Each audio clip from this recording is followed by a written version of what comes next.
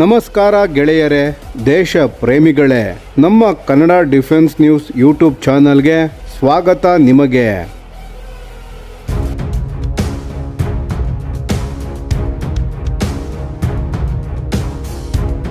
ಭಾರತೀಯ ನೌಕಾಪಡೆಯ ಜಲಾಂತರ್ಗಾಮಿ ಸಾಮರ್ಥ್ಯವನ್ನು ಮತ್ತಷ್ಟು ಬಲಪಡಿಸಲು ಭಾರತ ಸರ್ಕಾರ ಮಹತ್ವದ ಹೆಜ್ಜೆಯೊಂದನ್ನು ಇಡುವ ಸಾಧ್ಯತೆ ಇದೆ. ವರದಿಗಳ ಪ್ರಕಾರ ಭಾರತವು ಇನ್ನೂ 3 ಹೆಚ್ಚುವರಿ ಸಾಂಪ್ರದಾಯಿಕ ಜಲಾಂತರ್ಗಾಮಿಗಳನ್ನು ಖರೀದಿಸುವ ಯೋಜನೆ ರೂಪಿಸುತ್ತಿದೆ. ಈ ನಿರ್ಧಾರದ ಪ್ರಮುಖ ಉದ್ದೇಶವೆಂದರೆ ಭವಿಷ್ಯದಲ್ಲಿ ಸೇವೆಗೆ ಸೇರುವ ಸ್ವದೇಶಿ ಪ್ರಾಜೆಕ್ಟ್ 76 ಜಲಾಂತರ್ಗಾಮಿಗಳು ಕಾರ್ಯಾಚರಣೆಗೆ ಬರುವವರೆಗೆ ಉಂಟಾಗಬಹುದಾದ ಸಾಮರ್ಥ್ಯದ ಅಂತರವನ್ನು ತುಂಬುವುದು ಮತ್ತು ಭಾರತೀಯ ನೌಕಾಪಡೆಯ ನೀರೊಳಗಿನ ಯುದ್ಧ ಸಾಮರ್ಥ್ಯವನ್ನು ಸದೃಢಗೊಳಿಸುವುದು. ಆದರೆ ಈ 3 ಹೊಸ ಜಲಾಂತರ್ಗಾಮಿಗಳು ಯಾವ ವಿನ್ಯಾಸವನ್ನು ಆಧರಿಸಿರಲಿವೆ ಎಂಬುದು ಇನ್ನೂ ಅಂತಿಮವಾಗಿಲ್ಲ. ಪ್ರಸ್ತುತ 2 ಪ್ರಮುಖ ಆಯ್ಕೆಗಳು ಸರ್ಕಾರದ ಪರಿಗಣನೆಯಲ್ಲಿವೆ. ಮೊದಲ ಆಯ್ಕೆ ಎಂದರೆ ಪ್ರಾಜೆಕ್ಟ್ 75I ಕಾರ್ಯಕ್ರಮದ ಆಧಾರದ ಮೇಲೆ ಹೊಸ ಜಲಾಂತರ್ಗಾಮಿಗಳನ್ನು ನಿರ್ಮಿಸುವುದು.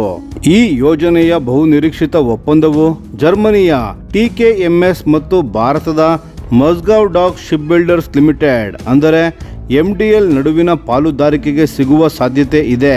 ಈ ಯೋಜನೆಯಡಿ ನೀಡಲಾಗುತ್ತಿರುವ U214NG ಜಲಾಂತರ್ಗಾಮಿ ಜರ್ಮನಿಯ ಪ್ರಸಿದ್ಧ ಟೈಪ್ 214 ಕುಟುಂಬದ ಅತ್ಯಾಧುನಿಕ ಅಭಿವೃದ್ಧಿ ಆವೃತ್ತಿಯಾಗಿದೆ.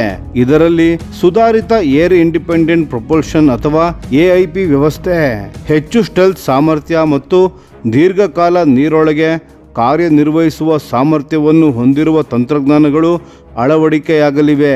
ಇನ್ನೊಂದೆಡೆ ಎರಡನೇ ಆಯ್ಕೆ ಎಂದರೆ ಈಗಾಗಲೇ ಭಾರತದಲ್ಲಿ ಯಶಸ್ವಿಯಾಗಿ ನಿರ್ಮಾಣವಾಗಿರುವ ಕಲ್ವರಿ ವರ್ಗದ ಜಲಾಂತರ್ಗಾಮಿಗಳ ಮುಂದುವರಿದ ಅಥವಾ ಅಡ್ವಾನ್ಸ್ಡ್ ಆವೃತ್ತಿಯನ್ನು ಅಭಿವೃದ್ಧಿಪಡಿಸುವುದು. ಗಮನಿಸಬೇಕಾದ ವಿಷಯವೆಂದರೆ ಫ್ರಾನ್ಸ್ನ ನೇವೆಲ್ ಗ್ರೂಪ್ ವಿನ್ಯಾಸಗೊಳಿಸಿದ ಸ್ಕಾರ್ಪಿನ್ ಮಾದರಿಯನ್ನು ಆಧರಿಸಿದ ಕಲ್ವರಿ ವರ್ಗದ 6 ಜಲಾಂತರ್ಗಾಮಿಗಳನ್ನು ಈಗಾಗಲೇ MDL ಭಾರತದಲ್ಲೇ ನಿರ್ಮಿಸಿದೆ. ಇದರ ಪರಿಣಾಮವಾಗಿ ದೇಶದಲ್ಲಿ ಅಗತ್ಯ ಮೂಲಸೌಕರ್ಯ, ತರಬೇತಿ ಪಡೆದ ಸಿಬ್ಬಂದಿ ಹಾಗೂ ಪೂರೈಕೆ ಸರಪಳಿ ವ್ಯವಸ್ಥೆ ಈಗಾಗಲೇ ಸಿದ್ಧವಾಗಿದೆ. ಹೀಗಾಗಿ ಅಡ್ವಾನ್ಸ್ಡ್ ಕಲ್ವರಿ ವಿನ್ಯಾಸವನ್ನು ಆಯ್ಕೆ ಮಾಡಿದರೆ ಭಾರತವು ಈಗಾಗಲೇ ಇರುವ ಉತ್ಪಾದನಾ ವ್ಯವಸ್ಥೆಯನ್ನು ಬಳಸಿಕೊಳ್ಳಬಹುದು. ಇದರಿಂದ ಅಭಿವೃದ್ಧಿ ಸಂಬಂಧಿತ ಅಪಾಯಗಳು ಕಡಿಮೆಯಾಗಬಹುದು, ನಿರ್ಮಾಣದ ಅವಧಿ ಚಿಕ್ಕದಾಗಬಹುದು ಮತ್ತು ಹೊಸ ವರ್ಗದ ಜಲಾಂತರ್ಗಾಮಿಯನ್ನು ಪರಿಚಯಿಸುವುದಕ್ಕಿಂತ ವೆಚ್ಚವು ಕಡಿಮೆಯಾಗುವ ಸಾಧ್ಯತೆ ಇದೆ. ಇದಲ್ಲದೆ ಈಗಾಗಲೇ ನಿರ್ಮಿಸಲಾದ 6 ಕಲ್ವರಿ ವರ್ಗದ ಜಲಾಂತರ್ಗಾಮಿಗಳ ಕಾರ್ಯಾಚರಣೆಯ ಅನುಭವದಿಂದ ಪಡೆದ ಪಾಠಗಳನ್ನು ಹೊಸ ವಿನ್ಯಾಸದಲ್ಲಿ ಅಳವಡಿಸಬಹುದು. ಜೊತೆಗೆ ಸುಧಾರಿತ ಸೆನ್ಸಾರ್ಗಳು, ಅತ್ಯಾಧುನಿಕ ಯುದ್ಧ ನಿರ್ವಹಣಾ ವ್ಯವಸ್ಥೆಗಳು, ಉತ್ತಮ ಬ್ಯಾಟರಿಗಳು ಹಾಗೂ ಸ್ವದೇಶಿ ತಂತ್ರಜ್ಞಾನಗಳನ್ನು ಕೂಡ ಸೇರಿಸಬಹುದಾಗಿದೆ.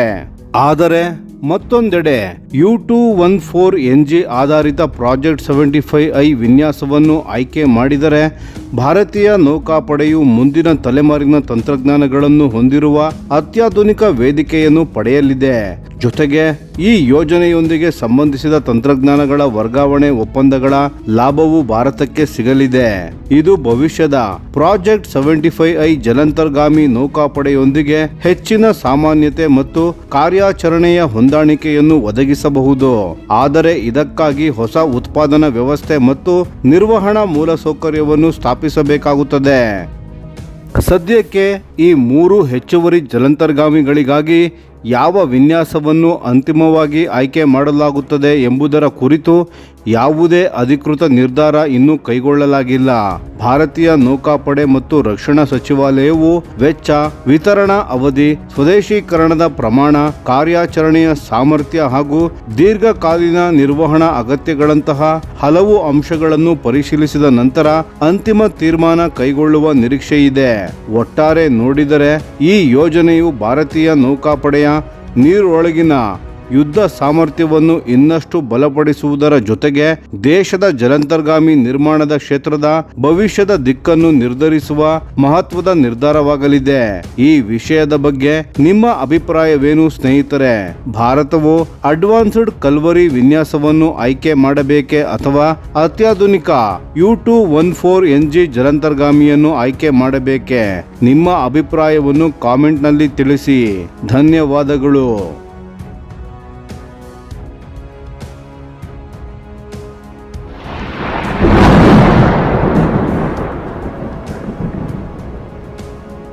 ಈ ವಿಡಿಯೋ ನಿಮಗೆ ಇಷ್ಟವಾಗಿದ್ದರೆ ಲೈಕ್ ಮಾಡಿ ಮತ್ತು ನಮ್ಮ ಚಾನೆಲ್ ಅನ್ನು ಸಬ್ಸ್ಕ್ರೈಬ್ ಮಾಡಿ ಹಾಗೂ ಬೆಲ್ ಐಕಾನ್ ಒತ್ತಿ. ಯಾವ ಅಪ್ಡೇಟ್ಗೂ ಮಿಸ್ ಆಗಬೇಡಿ. ಡಿಫೆನ್ಸ್ ಸುದ್ದಿಗಳನ್ನು ತ್ವರಿತವಾಗಿ ಪಡೆಯಿರಿ. ನಿಮ್ಮ ಬೆಂಬಲವೇ ನಮ್ಮ ಶಕ್ತಿ. ಭಾರತ ಬಲಿಷ್ಠವಾಗಲಿ ಎಂದು ಆಶಿಸುತ್ತಾ ಭಾರತ ಮಾತೆಗೆ ಜೈ. ಧನ್ಯವಾದಗಳು.